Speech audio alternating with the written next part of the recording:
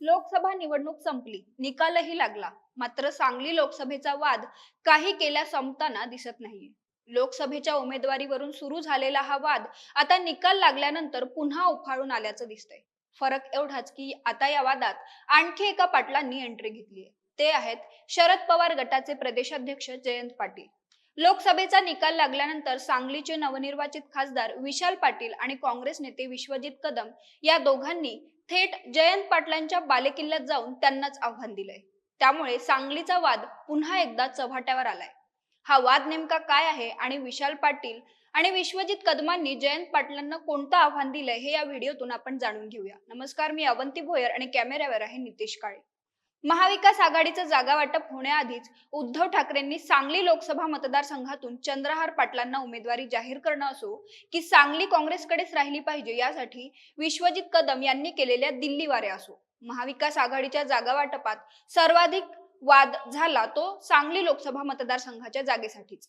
काँग्रेसचा पारंपरिक लोकसभा मतदारसंघ असलेल्या जागेवर उद्धव ठाकरेंनी जाहीर केलेला उमेदवार उबाठा गट मागे घेईल आणि ही जागा काँग्रेसच्या विशाल पाटील यांच्यासाठी सोडली जाईल अशी शक्यता वर्तवली जात होती.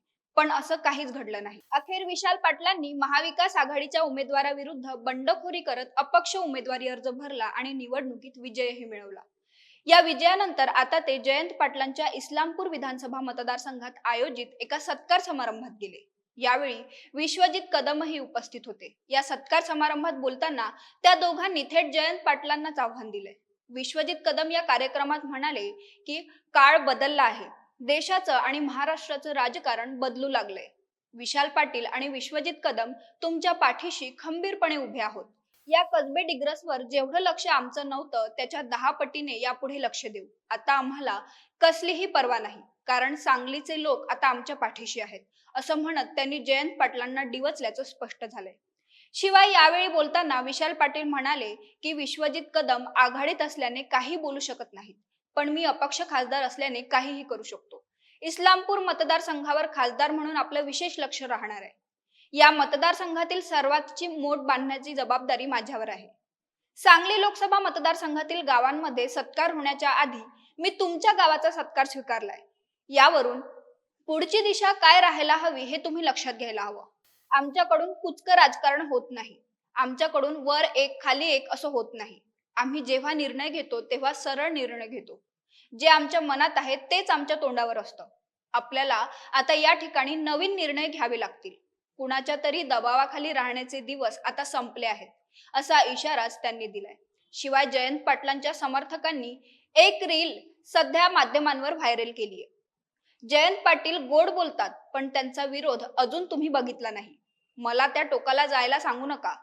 आहे ते सगळंच गमवाल एवढंच सांगतो, असं या रील मध्ये म्हटलंय. त्यामुळे सांगलीत पुन्हा एकदा वर्चस्वाची लढाई रंगलीये का असा प्रश्न उपस्थित होतोय.